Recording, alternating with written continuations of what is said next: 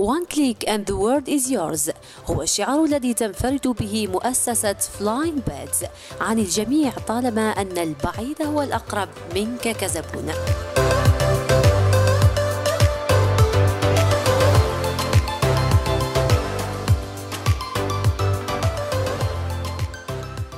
المتعامل الذي يبحث دائما عن الاستثناء في مجالات عديدة له من شبكة الاتصال ما يمكنه أن ينفرد في اختياراته.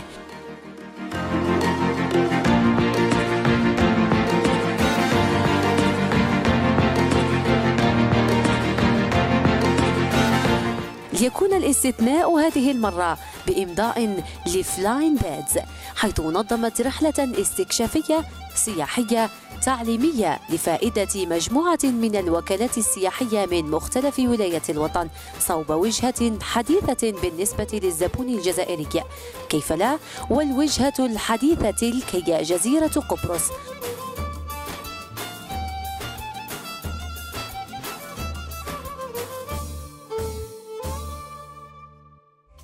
عنوان للمتعة، خدمات في المستوى، فنادق فاخرة، ووجبات تجمع بين تقاليد البلد وأخرى عالمية، ومرافق سياحية تلبي حاجة كل زبون. لي دكتور هو نوع من الرحلات التعليمية اللي تنظم لفائدة وكالات سياحية كمحاكاة لتجربة راح يعيشها الزبون مستقبلا، واكيد راح يكتشفوا مزايا الوجهه اللي حين يزوروها. بالنسبه لهذه الرحله اللي تعرفوا انها كانت مقسمه الى شطرين، مدن في قبرص واهم مدينه في تركيا، اهم مدينه في تركيا اللي هي اسطنبول. اعتقد انه نجحت لحد بعيد بالمقارنه مع الاهداف التي وضعناها وبالمقارنه مع حجم المعلومات اللي تحصل عليها العملاء. نشكر كل من ساهم في انجاح هذه المبادره، نشكر زملاء العمل في مؤسستي فلاين بادز ونوبا بكل فروعها في الجزائر، نشكر متعاملنا التركي هنا، نشكر ممثلي وسائل الإعلام، نشكر ممثلي الوكالات السياحية اللي حضروا وأيضا اللي غابوا حيكونوا حاضرين معنا في مبادرات مستقبلا. بقبرص كانت الوجهة الأولى صوب فنادق 5 نجوم بداية من فندق كونكورد ثم فندق أكابولكو، حيث مكان إقامة ممثلي الوكالات السياحية الجزائرية. الهدف هو اكتشاف مستوى جودة الخدمات المقدمة بهذه الفنادق ضمانا لراحة الزبائن الجزائريين مستقبلا، حيث للزبون موعد مع الصحة، الراحة، الاستجمام والمتعة أيضا. Nous sommes une agence de voyage située à Istanbul. En Algérie, notre partenaire maternel, c'est Flying Beds, situé à Constantine. C'est un tour opérateur, comme vous savez. Et depuis presque un an, en fait, on collabore, on a réalisé plein de groupes sur plein de destinations, on peut dire. Et tout s'est très bien passé jusqu'à maintenant. Et en 2019, nous avons des autres projets aussi avec des autres destinations. En gardant nos anciennes destinations, on va mettre en vente, Inch'Allah, des autres destinations comme par exemple Chypre, Istanbul, etc. Suivez-nous, suivez Flying Beds. هنا بقبرص يحظى السائح الجزائري باهتمام كبير وقفت عليه فلاين بادز، التي كان في استقبالها رفقة وكلائها وزير الثقافة والسياحة القبرصي شخصيا السيد فكري أتاوغلو، والذي خص فلاين بادز ووكلائها باهتمام كبير توطيدا للعلاقات بين البلدين في قطاع السياحة بوجهة مريحة ومختلفة للزبون الجزائري التواق دائما للأفضل. Kesinlikle özellikle ve öncelikle ben çok teşekkür ederim hepinize ayrı ayrı.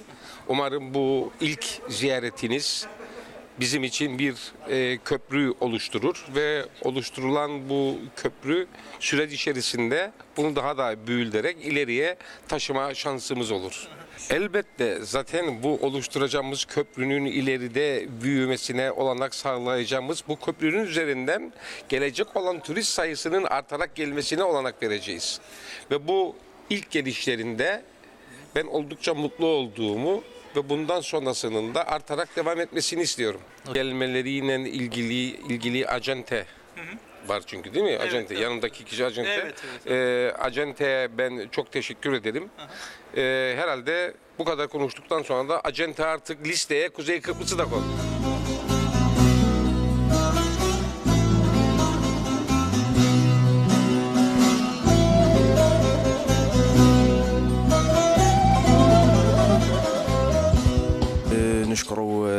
فلاين باتس ولهتنا لديستيناسيون جديده في لو مارشي الجيريان اللي هي قبرص مدينه جزيره سياحيه هائله. التكاليف ما كانتش باهظه يعني في متناول الجميع، في متناول العائلات الجزائريه. وحنا كممثلين لوكاله الاصفار الجزائريه نشجعوا العائلات الجزائريه باش يجيو لا ديستيناسيون هذه، ما يندموش عليها بربي ان شاء الله. حقيقة قبل كل شيء نشكر فلاين بادز على تنظيم هذه الرحلة للقبرص اللي اكتشفنا وجهة سياحية جديدة ورائعة حقيقة كانت مجهولة في وقت مضى عندنا احنا الجزائريين، وهذا بفضل فلاين بادز اللي خلاتنا نكتشفوا نحن الوكالات السياحية وجمعتنا في هذا ليجيك تور اللي حقيقة عمل محترف. جابونا كما نقولوا جروب فلاين بادز اجل وجهه كما نقولوا سياحيه جديده اللي هي قبرص. تمتعنا بالحق، تمتعنا فيها بزاف، فيها شفنا لي زوتيل ملاح وكذا، ومنا لي زوتيل كما نقولوا واحد 5 ولا 6 لي زوتيل بيان شفناها وتمتعنا بها، وان شاء الله راح تكون قبل مليحه للسياح الجزائريين. جينا لهنايا مع بارتنير تاعنا فلاين باتس، جينا جوزنا ايامات في قبرص في شيبر. الجهه هذه نقدروا ننصحوا بها كامل الزبائن تاعنا هذا العام ان شاء الله. يعني احنا كنا لو بريمي جروب اللي دخلنا لهنا لقبرص.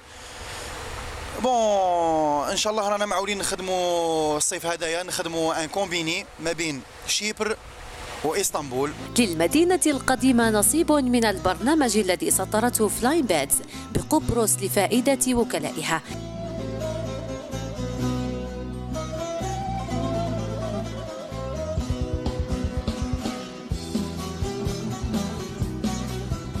على مقربة من الحدود اليونانية، وبهذه الرحلة آثار قديمة ونفس ساحر يروق لكل تواق للتراث القديم على غرار قصر نيكوسي والمساجد القديمة، وكذلك المطاعم التقليدية التي أبهرت كل زائر من مختلف الدول والأجناس.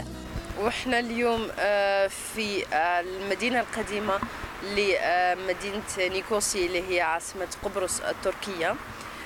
احنا جينا اليوم كفوج سواح جزائريين، وفي الاغلب يعني على حسب ما سقسينا الناس وكل شيء احنا من اوائل الجزائريين اللي رانا واصلين هنايا. ما شاء الله والله وجهة رائعة. Ici à Nicosie, en anglais c'est Lefkosa, donc c'est un nom grec.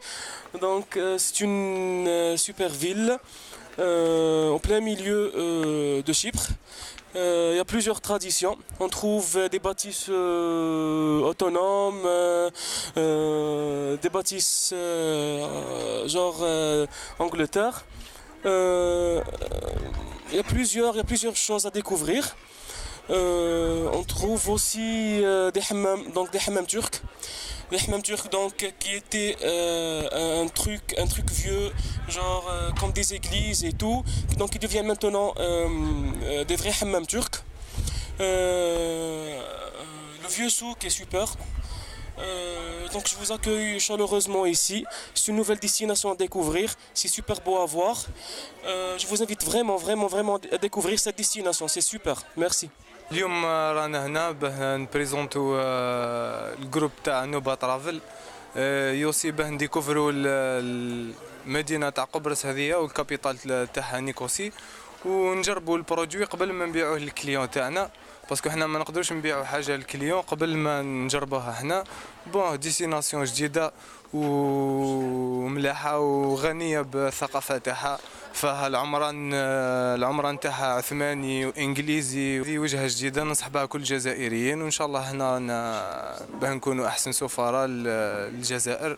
ونشكروا لو تور اوبيراتور فلاين بيردز اللي عطانا الفرصه هذه باه نتعرفوا على ديستيناسيون جديده ونخلقوا تنوع في السياحه للجزائريين. جينا للزياره هنا المدينه التركيه، وقمنا من منطقه استطلاعيه على جميع المناطق التركيه، وجدنا ان يوجد علاقه كبيره بين الجزائر وتركيا في عده مجالات، من مجالات السياحة، مجالات العمرانية. نقوم بتبادل الأفكار وتبادل الآراء والاستطلاع على المناطق هنا السياحية. قمنا بجولة سياحية لأخذ المعلومات التركية إلى الجزائر كي نقرب المفاهيم ونقرب العلاقات. نشكروا ثاني اللي هي اللي نشكرهم اللي جابونا هنا، يعني اللي سمحوا لنا باش نوصلوا للبلاصه هذه. نشكروا فلاين بات على يعني العرضه اللي عرضونا هنا، وسيتون ديكوفيرت. وانا حاجه واحده ننصح بها هذوك الجماعه بكل، يعني لي كوليون تاعي في قسنطينه، نقول لهم باللي سيتون ديستيناسيون اللي ما يندموش عليها كي يجيوها، ما يندموش عليها. الوفد الجزائري حظي بحب غامر من اهل نيكوسي بسايبرس. اهلا وسهلا يا اخوان، نحن اخوات كلنا اخوات الحمد لله. اهلا وسهلا بفلاين بانك بقبرص، بالكل الجزائر يتفضلوا اهلا وسهلا. Bir halkına selamlar olsun. Fly TCS ile Kıbrıs'a gelsinler. Hoş geldiler, safa geldiler. Burada en güzel muameleyi göreceklerdir. Yurdumuzu sevecekler, bekliyoruz. İyi günler, teşekkür ediyoruz. kolay gelsin. فلاين بادز لم تكتفي بوجهة قبرص الخارقة للعادة فقط، بل عمدت إلى تجديد معلومات وكلائها في المجال بأقوى المدن السياحية اقتصادا وسحرا أيضا. فكانت الوجهة صوب اسطنبول بتركيا ثاني وجهة اختارتها فلاين بادز لوكلائها الجزائريين.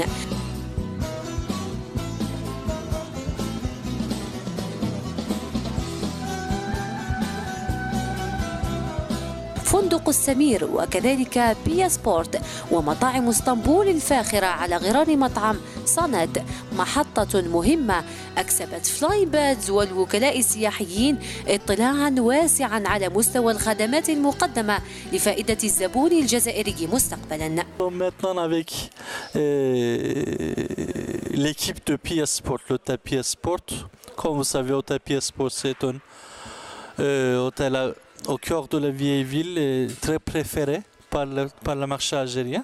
Et nous sommes avec le propriétaire de l'hôtel Pia Sport, Monsieur Ali. En fait, nous avons de très bonnes relations avec cet hôtel, avec toute l'équipe. Et Madame Chan, Madame Nezat Chan aussi, en fait, elle est la directrice de vente de l'hôtel. En gardant nos relations, nos bonnes relations avec cette équipe, avec cet hôtel, on essaye, Inch'Allah, à passer une très bonne saison, été 2019 aussi. Özellikle misafirlerimiz hoş geldiler. Sefa verdiler. Onları burada görmekten çok mutluyuz. Vous êtes tous et toutes les bienvenus à Istanbul et à notre hôtel chez nous. نحن اليوم نوجد في اسطنبول بعد زيارتنا إلى قبرص، الوجهة السياحية الجديدة السياحية الكبرى بقسنطينة، وهي فلاين بادز التي نشكرها على هذه الضيافة. وقد قمنا بزيارة عدة فنادق في قبرص ومناطق سياحية، ولاحظنا بأن المكان جيد جميل. نحن الآن نحضر إلى ترتيب أفواج سياحية للاتجاه إلى قبرص. اخترنا قبرص لتغيير الوجهات التي كانت موجودة من قبل، ولنعطي للسائح الجزائري وجهة مغايرة تماما. اليوم حبينا نشكر شركة فلاين باد اللي نظمت لنا لي دكتور وبها رحلة سياحية للبلد الجديد وغير معروف للسائح الجزائري اللي هي شبر، اللي خلاتنا واللي مكنتنا باش نتعرفوا على بلد جديد وعلى نوتر كولتور. شركة فلاين باد نظمت لنا رحلة لاسطنبول بور رافريشير لي زيدي تاعنا et pour découvrir d'autres excursions ou bien d'autres trucs à visiter, à découvrir هنا في اسطنبول. بمياه البوسفور وعلى متن باخرة حولت وجهة فلاين بادز الفريدة من نوعها من قبرص إلى اسطنبول الساحرة رفقة وكلاء أبدوا استحسانهم الكبير بوجهة سايبرس الاستثنائية كونها الأحدث على الإطلاق، وصولا إلى ثقافة العثمانلي لبلد أرخ لتراثه بمعماره الخلاب وأيضا بلباسه التقليدي ورقصاته العثمانية الفولكلورية. Nous sommes sur le Bosphore, on est en train de faire la visite du Bosphore pour découvrir les beautés d'Istanbul, la partie européenne et la partie asiatique. Et avec nous aujourd'hui, nous sommes avec le groupe Flying Beds. C'est une agence de voyage en Algérie. Donc depuis quelques années, ça marche très bien. On fait des visites intéressantes à Istanbul. Et cette année, pour la saison estivale aussi, on attend beaucoup de monde, beaucoup de groupes à Istanbul. كانت عندنا وجهة سياحية منظمة من طرف شركة فلاين بادز اللي داتنا لجزيرة قبرص اللي كانت وجهة أكثر من رائعة باسكو كانت وجهة ما كناش نعرفوها كامل. احنا جينا هنا لي دكتور اللي نظمته فلاين باتس ونشكرها بزاف على هذه المبادره اللي كان كومبيني بين جزيره قبرص ومدينه اسطنبول المعروفه في السوق الجزائري. الشيء الذي يلفت الانتباه في هذا لي دكتور انه مدينه قبرص او جزيره قبرص عفوا غير معروفه للسياح الجزائريين وغير معروفه لنا كوكالات سياحيه. هذه الجزيرة كانت رائعة، كانت فلاين باتس عندها دور كبير في التعريف بالمرافق السياحية وفي بليزوتيل تاع قبرص وبالمدن تاعها. المتواجدون في قلب اسطنبول مضيق البوسفور، حيث كانت وجهتنا الأولى إلى قبرص، وقمنا بتنظيم إيديكتور بمعنى رحلة سياحية استكشافية تضم عدة وكالات سياحية جزائرية من مختلف الولايات، والتي وضعت ثقتها الكاملة في فلاين باتس. كانت وجهة جد مهمة والتي انفردت بها فلاين باتس، التي ستعمل جاهدة على جعلها محطة اهتمام لدى السياح الجزائريين.